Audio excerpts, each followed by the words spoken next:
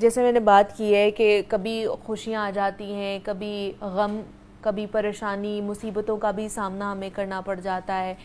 جب اس طرح کا کوئی بھی مسئلہ درپیش آتا ہے ہمیں، تو ہمیں لگتا ہے کہ ہمیں نا سزا مل رہی ہے، کوئی غلطی ہوگی ہے جس کی وجہ سے اللہ تعالیٰ ہمیں سزا دے رہے ہیں. واقعی ایسا ہوتا ہے یا آزمائش کے طور پر اللہ پاک ہمیں اپنی طرف موڑنے کی کوشش بھی کر رہا ہوتا ہے؟ جی بسم اللہ الرحمن الرحیم. قرآن کریم کا مطالعہ کیا جائے تو اس میں دیکھیں 2-4 آیات آپ کے سامنے اسی ازمائش سے متعلقہ.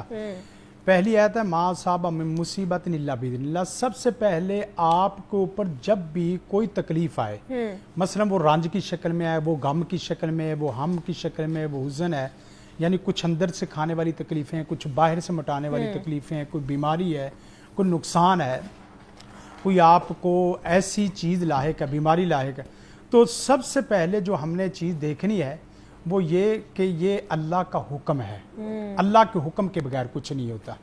یعنی مسلمان کا جب یہ رویہ تکلیف میں آتے ہی سب سے پہلے اس کے رویے کو چیک کیا جاتا ہے، اس کی سوچ فکر کو چیک کیا جاتا ہے. اگر تو وہ اپنے نفع نقصان، 2 چیزیں ہیں، نفع نقصان کی نسبت اللہ کر دے تو وہ سمجھ لو کہ اس ازمائش میں ان قریب نکل بھی جائے گا. اب رہی بات یہ ہے کہ یہ اللہ کی طرف سے عذاب ہے، یہ اللہ کی طرف سے ازمائش ہے، اس کا شروع میں نہیں پتہ چلتا. اچھا.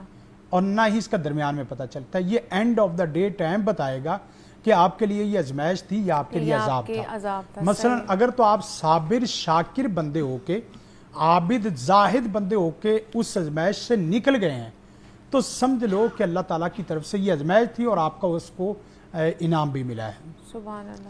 اور اگر آپ کو بیماری آئی ہے اور بیماری نے نہ آپ کو شاکر بنایا ہے نہ آپ کو صابر بنایا ہے، بلکہ جزا فضا میں آپ نافرمانی میں اللہ کی دوری میں زیادہ ہوئے ہیں، تو سمجھ لو کہ یہ آپ کے اوپر ازمائش نہیں ہے، یہ دنیا کا پہلا جھٹکا ہے.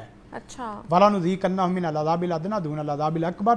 یہ پہلا جھٹکا ہے لَعَلَّهُمْ يَرْجُونَ، تاکہ وہ لوٹ آئے.